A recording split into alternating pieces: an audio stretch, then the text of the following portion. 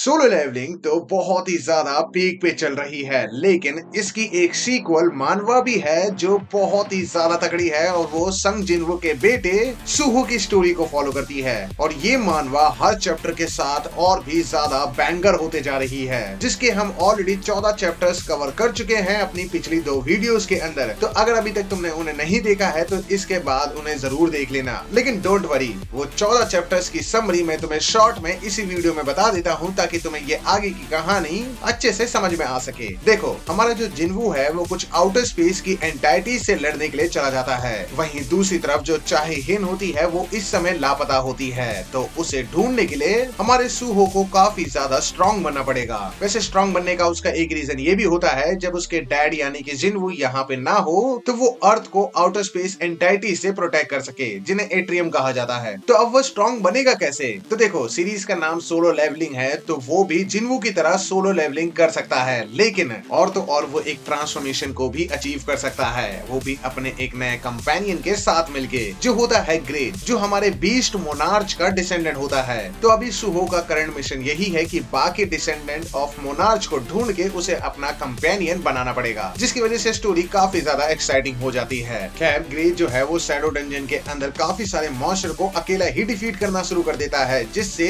सुहो के जो daily quest होते हैं वो अपने आप ही पूरे हो जाते हैं। तो उसको एक रिवॉर्ड मिलता है जिसके अंदर उसे गंटलेट मिलता है, जिससे वो किसी भी फाइट के अंदर जो उसका फिजिकल डैमेज होगा अपोनेंट के ऊपर वो 30% इंक्रीज हो जाएगा। तो हमारा सुहो इसे ट्राई करने के लिए काफी ज्यादा एक्साइटेड हो जाता है और वो एक रेड पार्टी को एज अ कलेक्शन मेंबर की तरह ज्वाइन कर लेता है, और वो भी अपने एक दोस्त के साथ में, जहां इस बार जो हंटर्स अटैकर्स की पोजीशन में होते हैं उनको कुछ मिस्ट बर्न की कॉप्स मिल जाती है। तो वो उसकी छानबीन करने के लिए और अंदर चले जाते हैं डंजन के अंदर, जहां हमें कुछ नए मॉन्स्टर से इंट्रोड्यूस कराया जाता है जिन्हें ब्रूक ह्यूमंस किडनैप करके सप्लाई करता था। और ये मॉन्स्टर उन ह्यूमंस को मिस्ट बर्न बना के उनकी लाइफ फोर्स से एक रेयर आइटम बनाते हैं जिसे स्टार डस्ट कहा जाता है, जिसे मॉन्स्टर अपनी पावर बूस्ट करने के लिए यूज कर सकते हैं। वैसे हाँ, ये जो आइटम है, इस आइटम का यूज सिर्फ हमारे वीक मॉन्स्टर ही कर सकते हैं, क्योंकि ये उनको स्ट्रॉन्ग बना देता है। तो जो पहले से ही स्ट्रॉन्ग मॉन्स्टर है ये उनके ऊपर इतना असर नहीं करता है। खैर, ये मॉन्स्टर पार्टी के मेंबर्स को सेंस कर लेते हैं, तो इनमें से एक उनको हंट करने के लिए चला जाता है। तो सुहो को तभी एक क्वेस्ट मिल जाता है कि बचे हुए 7 हंटर्स को उसे बचाना पड़ेगा। तो सुहो ग्रे के साथ एक बार फिर से ट्रांसफॉर्म होके मॉन्स्टर के हेडक्वार्टर तक पहुंच जाता है और अपनी शैडोज से वो उन मॉन्स्टर पे अटैक करना शुरू कर देता है। इन शैडोज में से एक उसकी बहुत ही ज्यादा पावरफुल शैडो भी होती है, जो उसने ब्रूक को डिफीट करके उसकी बॉडी से बनाई थी, जिसकी वजह से फाइट में हमारे जिन्वू को एक अपर हैंड मिल जाता है। तो फाइट काफी तगड़ी चल रही थी कि तभी वहां पे एसिल समन हो जाती है, जिसे सोलो लेवलिंग के फैंस जरूर जानते होंगे, जो रेडोरू क्लैन की एक एल्डेस्ट डॉटर है, काइंड ऑफ अ संग जिन्वू की एक कंपेनियन है, लेकिन बहुत ही कम टाइम के लिए थी ये। अब देखो, वैसे तो एसिल जो है वो एक एस रैंक के हंटर जितनी स्ट्रॉन्ग हुआ करती थी, लेकिन इस वक्त पे ये बहुत ज्यादा कमजोर हो चुकी है। तो ये सुहो की कुछ खास हेल्प नहीं कर पा रही होती है इस बैटल में। वो अलग बात है कि हमारे सुहो को इसकी ज्यादा जरूरत थी भी नहीं, क्योंकि वो बंदा अकेले ही सभी मॉन्स्टर को डिफीट करके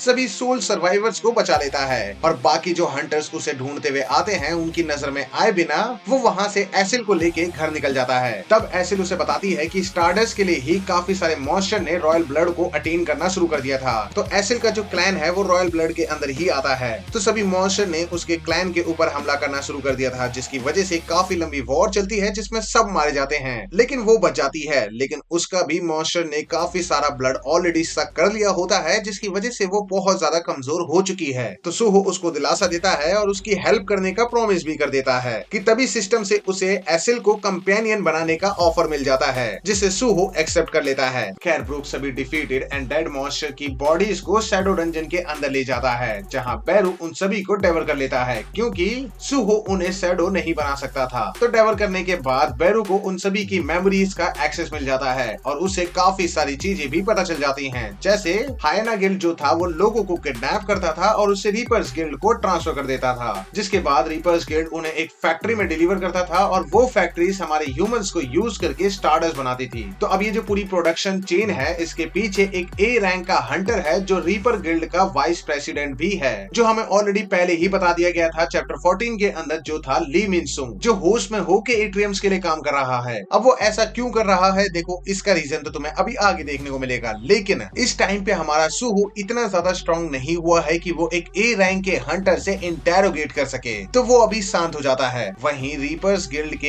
एरिया में इतने बड़े कांड होने के बावजूद भी हमारा जो ए रैंक का हंटर ली मिनसुंग है वो बड़े आसानी से इसमें से बाहर निकल जाता है और इनोसेंट प्रूव भी हो जाता है। तो वो बहुत जल्दी से स्ट्रॉन्ग बनना चाहता है, इसलिए वो एसेल और ग्रे के साथ शैडो डंजन के अंदर जाके खुद को ट्रेन करना शुरू कर देता है और ग्रे की तरह वो एसेल के साथ भी बॉन्ड यूज करता है, जिससे एसेल अपनी काफी सारी एनर्जी सुहो को ट्रांसफर कर देती है, जो वो एक हाई की ब्लास्ट में यूज कर सकता है। लेकिन इसका इस्तेमाल वो सिर्फ एक बार ही कर सकता है, क्योंकि इससे एसेल की पूरी पावर ड्रेन आउट हो जाती है। तो एसेल की पावर को कैसे चार्ज किया जाए इसका आइडिया अभी उसे नहीं होता है, लेकिन वो इतना जरूर समझ जाता है कि ये भी कोई लेवल अप करने से रिलेटेड ही होगा। लेकिन हाँ, वो रेड पे जाए बिना तो लेवल अप नहीं कर सकता है, और रेड पे वो एक ई रैंक हंटर होने की वजह से जा नहीं सकता है। तो उसके दिमाग में एक आइडिया आता है, जिसे लेके वो आहाजिन गिल्ड के सीईओ से मिलने चला जाता है, जो और कोई नहीं हमारा जिनहो होता है। हाँ, जिनहो का इकलौता बेस्ट फ्रेंड। तो ये बेसिकली सुहो का अंकल हुआ। तो हमारा सुहो उसके सामने ये प्रपोजल रखता है कि वो उसको रेड में एंटर करने दे और बदले में उसे जितने भी क्रिस्टल मिलेंगे वो सारे आहाजिन गिल्ड को ही सौंप देगा। अब देखो जिनहो के पर्सपेक्टिव से तो हमारा सुहो एक ई रैंक का हंटर है और उसको रेड में भेजने का मतलब है उसको मौत के कुएं में खुद फेंक देना। तो वो उसके प्रपोजल को मना कर देता है। तो अब सुहो को उसे बिलीव करवाने के लिए सुहो उसको अपनी सारी चीजें बता देता है कि वो कैसे सोलो लेवलिंग कर सकता है और वो कैसे धीरे धीरे स्ट्रॉन्ग होता चला जा रहा है। लेकिन जिनहो को उन बातों पे बिलीव नहीं होता है। तो हमारा बेरू उसकी सारी मेमोरीज का उसे एक्सेस दे देता है जो उसके पास नहीं थी, और अब उसको याद आ जाता है कि कैसे जिनवू स्ट्रॉन्ग हुआ था और कैसे वो उसके साथ रह के वो सारी चीजों को विटनेस कर पाया था। तो वो सुहो की बात मान जाता है और उसको अलाउ कर देता है। तो जिनवू की तरह ही सुहो भी एक रेड पार्टी लेके जाता है, जहाँ पूरी पार्टी बाहर खड़ी रहती है और अकेला सुहो रेड पे जाता है। अब डंजन के अंदर जाने के बाद सुहो अकेला ही इस डंजन को क्लियर कर देता है, including defeating his boss monster. वहीं दूसरी तरफ हमारा बेरू, एसेल और ग्रे सभी मिलके क्रिस्टल्स को इकट्ठा करने में लग जाते हैं और सिर्फ एक दिन के अंदर ही हमारा सुहो 3 से 4 रेड को खत्म कर देता है और इसके साथ वो लेवल 28 पे पहुंच जाता है। लेकिन अभी भी हमारा सुहो थका नहीं होता है और वो एक और रेड पे जाने की तैयारी करने लगता है। तो दूसरी तरफ उसे देखने को मिलता है कि हमारी ग्रे और एसेल काफी ज्यादा थक चुके हैं, तो उनको रेस्ट देने के लिए वो शैडो डंजन के अंदर चला जाता है। लेकिन तभी हमें एक डायमेंशनल क्रैक देखने को मिलता है, जिससे सुहो शैडो डंजन के थ्रू इजिप्ट में पहुंच जाता है, जो एक फील्ड टाइप का डंजन है, जहां काफी सारे हंटर्स देखने को मिलते हैं जो डंजन के एक्सेस के लिए आपस में लड़ रहे होते हैं, जिसमें से कुछ हंटर्स स्कैवेंजर गिल्ड के भी होते हैं, जो यूएसए का नंबर 1 गिल्ड होता है, जिसको अभी हम एनिमी के अंदर बहुत जल्दी इंट्रोड्यूस होते हुए देखने वाले हैं। अब यहाँ पे एक और गिल्ड मौजूद होता है जिसे आसुरा गिल्ड कहा जाता है, और उसके लोग काफी ज्यादा सही थे। तो हमारा सुहो उनके साथ टेम्पररी अलायंस बना लेता है, और वो इतने में बात कर ही रहे होते हैं कि काफी सारे मॉन्स्टर्स उनके ऊपर अटैक करने के लिए चले आते हैं। तो सुहो और आसुरा गिल्ड उनसे लड़ना शुरू कर देते हैं कि इसी मौके का फायदा उठाते हुए जो स्कैवेंजर गिल्ड के हंटर हैं वो डंजन के अंदर एंट्री कर देते हैं कि उन्हें रास्ते में एक मॉन्स्टर दिखाई देता है जो चेन से बंधा होता है। अब देखो, मैं इस मॉन्स्टर के बारे में बता दूं, इसे प्रिजनर ऑफ टॉम आहमुद कहा जाता है, जो आयरन मोनार्च का एक डिसेंडेंट है। काइंड ऑफ ये उसका वेट कर रहा होता है, क्योंकि एक स्पेल कास्टर नाम के बंदे ने इस बंदे को यहाँ पे प्रिजन की तरह बंद करके रखा होता है, और ये बंदा तब से वेट ही कर रहा है, क्योंकि आयरन मोनार्च को तो हमारे जिनवू ने खत्म कर दिया था मोनार्च सागा के अंदर। अब स्कैवेंजर गिल्ड के जितने भी हंटर्स अंदर आए थे ये उन सभी को मार देता है और पलक झपकते ही सुहो तक पहुंच जाता है। तो सुहो के पास इसे अपना कंपेनियन बनाने की कोशिश मिल जाती है, इसलिए सुहो इसे प्रॉमिस कर देता है कि वो इसे यहाँ से आजाद करवाएगा, बदले में आहमुद को उसका